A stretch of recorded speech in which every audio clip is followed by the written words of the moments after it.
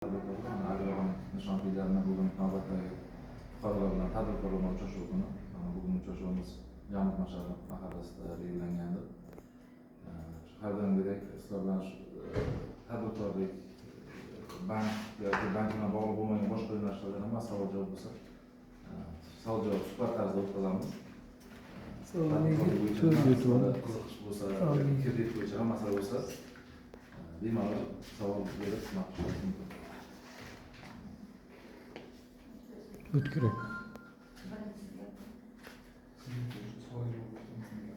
Men kreditga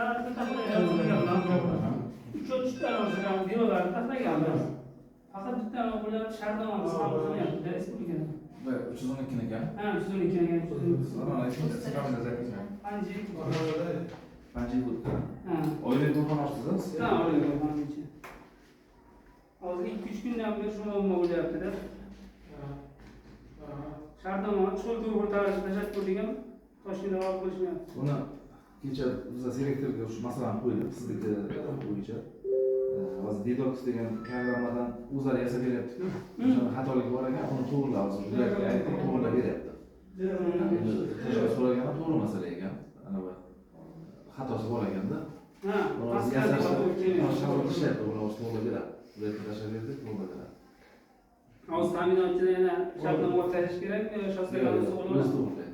Siz endi danlarni bergansiz, yangi tartib bo'yicha Detox degan programma bor. O'shandan shaffof bo'lishini o'shandan oladi, danlarni oladi. Mijozning o'zini, mijoz kiritilgan bo'ladi. Masalan, hal qilamiz bu. Keyin agar Toshkentga tashlagandan keyin necha kunlarda chiqadi? Hozir shartnoma o'tsa bo'ladi, ham bo'ladi, o'zi vaqt bo'lmaydi. Iloji boricha tezlashtirishim kerak, chunki don olaman deb ko'z tashlaganman. Mana shu bug'doy arpa sezon o'tyapti.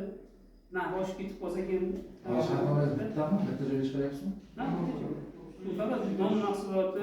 Yemga hammasi. Ha, men chiqarishim yemga chiqarmayman, o'zim tog' olib qo'yganman, o'zim mablag'im, endi hozir tog' olaman deb chiqarganman, bu dona berish kerak. Bu shu masala bor edi.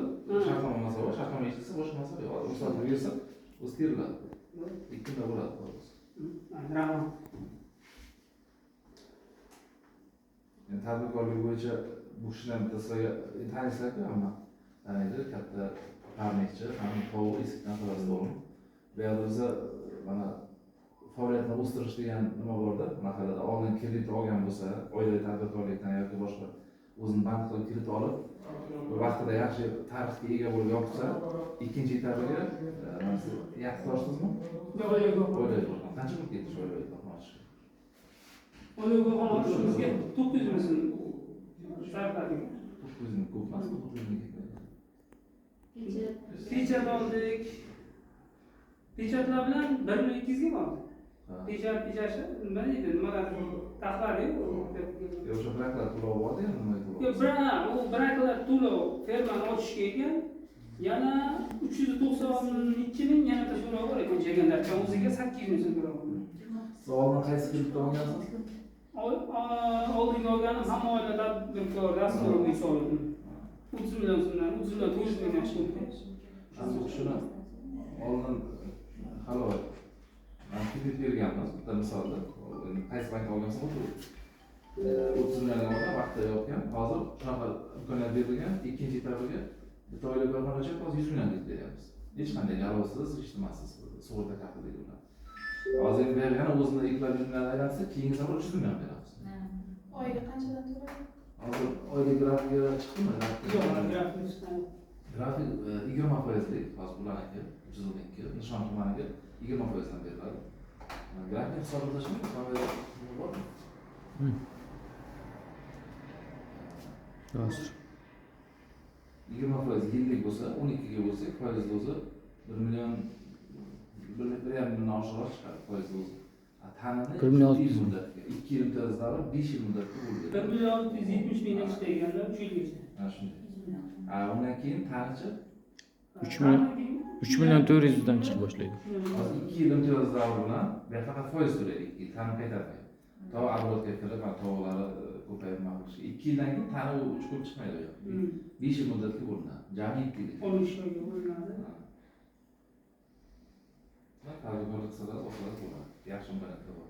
Hozir olmagan kredit olmagan Kishi birinchi osti qancha berasizlar? Endi bankda o'zimizni produktlarimiz bor. Bankda bizga berilgan 25% kreditlarimiz bor. 17 million so'mgacha beriladi 4 yil muddatga. Bu agar kafil bo'lmasa, davlat tashkilotlar ishlaydigan kafilimiz bo'lmasa, shuni sug'urta bilan 17 million beradi. Agar davlat tashkilotlar ishlaydigan kafilimiz bo'lsa, 50 million so'mgacha beriladi. Ya'ni 25%. Bundan tashqari mahalla hokimiyat o'rnatishni o'zini limitidan beriladigan kredit bor. Moliya vazirligidan maslahat 12%. Imtiyozli kreditdan. Bu faqat imtiyozli nimalarga beriladi? Yo'q, endi tadbirkorlik istagida bo'lgan hamma fuqaroga beriladi. Aynan qo'shma daftari boshqa bo'lishlari ham hammaga beriladi. Endi faqat bular limiti cheklangan, limitga qarab hokimiyat bo'ladi. Qancha bo'ladi? Agar limit bo'lmasa, biz o'zimiz bankdan birdan kartaga tashlab beriladigan kitlarimiz bor.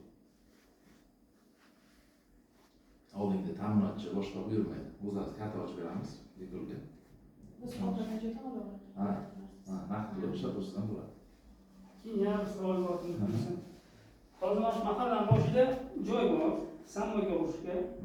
Hozir kredit ustidan qanaqadir ferma nomiga davlat kredit olib sammoyga o'rishsa bo'ladimi? Hozir bu olayotganingiz ustugami? Bo'ladi. Kredit ustiga kredit olish mumkin emas degan narsani o'zi yo'q. Bo'ladi. Faqat bu yo'nalishdan ololmaysiz. Hozir 312 olyapsizmi? Endi ikkita 312 olasiz. Yo'qmaguncha. Boshqa yo'nalishdan olsangiz bo'ladi. Boshqa yo'nalishlarimiz bor, o'zimiz bank kreditlarimiz bor. Aylanmaga bor, boshqa yo'nalishlarga bor. Bo'ladi, muammoni o'sha agar sammoyga o'zini garovga qo'yib ham olaversa bo'ladi. Sammoygani nimasini garovga qo'yasiz?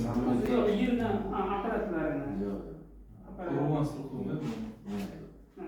Sammoyga endi texnik hujjati yo'q narsada, u texnik hujjati bo'lsa ekan, boshqa bo'lsa chiqmaydimi? Sammoyga